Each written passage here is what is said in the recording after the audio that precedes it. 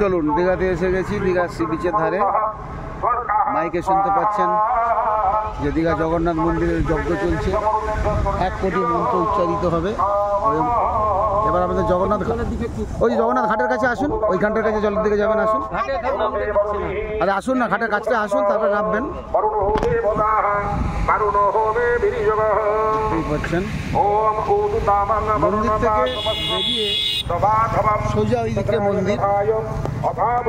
মন্দির থেকে বেরিয়ে সোজা যে রাস্তাটা আপনাদের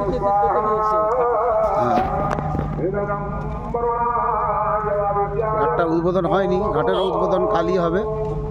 এই ঘাটেই স্নান সেরে জগন্নাথ মন্দিরের পুজো দিতে পারবেন সবাই। উদ্বোধন হবে কাল। যজ্ঞ চলছে, সারা দিন ধরে যজ্ঞ হবে।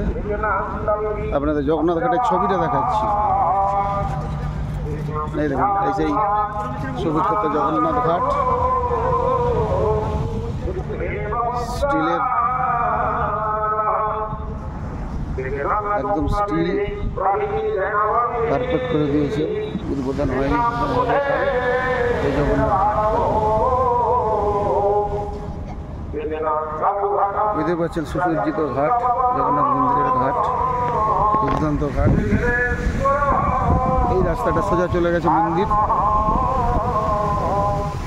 সোজা মন্দিরের রাস্তা, একবারে সোজা ওই দিক সামনের দিক থেকে মন্দিরের রাস্তা। মন্দির থেকে এসে